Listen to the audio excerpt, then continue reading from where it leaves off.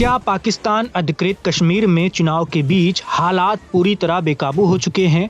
क्या विरोध प्रदर्शन और चुनावी विवाद अब इस इलाके को नए संकट की ओर धकेल रहे हैं?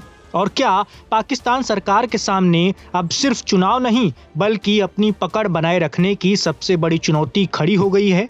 आज हम आपको बताएंगे कि पीओके में आखिर ऐसा क्या हो रहा है जिसने पूरे इलाके को फिर से सुर्खियों में ला दिया है। पाकिस्तान अधिकृत कश्मीर यानी पीओके में विधानसभा चुनाव के दूसरे चरण के लिए रविवार सुबह मतदान शुरू हुआ। इस चरण में मुजफ्फराबाद डिवीजन की 9 सीटों और कश्मीर शरणार्थियों के लिए आरक्षित 12 सीटों समेत कुल 21 सीटों पर वोट डाले जा रहे हैं। इन सीटों पर 208 उम्मीदवार चुनाव मैदान में हैं और करीब 12 लाख मतदाता अपने मताधिकार का इस्तेमाल करेंगे। पाकिस्तान सरकार इस चुनाव को लोकतांत्रिक प्रक्रिया का हिस्सा बता रही है, लेकिन मतदान शुरू होते ही कई सवाल भी उठने लगे हैं। सबसे बड़ा विवाद चुनाव में कथित धांधली के आरोपों को लेकर सामने आया है। पाकिस्तान पीपुल्स पार्टी यानी पीपीपी ने चुनाव आयोग और प्रशासन पर गंभीर आरोप लगाए हैं। पार्टी अध्यक्ष बिलावल भुट्टो जरदारी ने कहा कि अगर पहले चरण में मिली शिकायतों पर समय रहते कार्रवाई होती तो दूसरे चरण के चुनाव पर लोगों का भरोसा ज्यादा मजबूत होता। उन्होंने चुनाव आयोग से निष्पक्ष कार्रवाई की मांग भी की है। पीपीपी का कहना है कि कई इलाकों में उसके पोलिंग एजेंटों को मतदान केंद्रों के अंदर नहीं जाने दिया गया।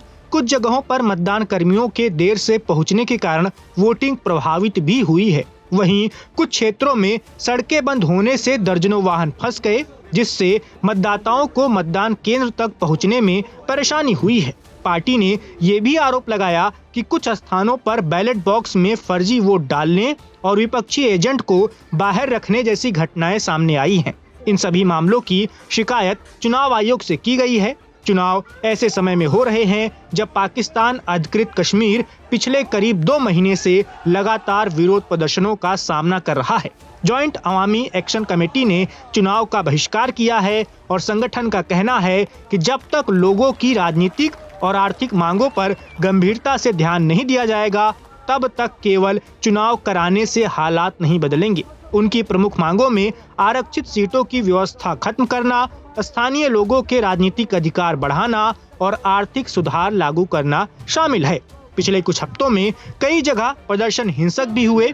झड़पों के बाद सुरक्षा बलों और प्रदर्शनकारियों के बीच तनाव बढ़ गया। इसी कारण कुछ इलाकों में चुनाव कार्यक्रम भी प्रभावित हुए और 2 सीटों पर मतदान टालना पड़ा है। इससे ये साफ संकेत मिलता है कि प्रशासन के सामने कानून व्यवस्था बनाए रखना भी बड़ी चुनौती बन गया है। मतदान के दौरान सुरक्षा व्यवस्था को बेहद सख्त रखा गया है। पुलिस, रेंजर्स और पाकिस्तानी सेना की अतिरिक्त टुकड़ियां संवेदनशील इलाकों में तैनात की गई हैं। मुजफ्फराबाद और आसपास के क्षेत्रों में जगह जगह सुरक्षा जांच की जा रही है।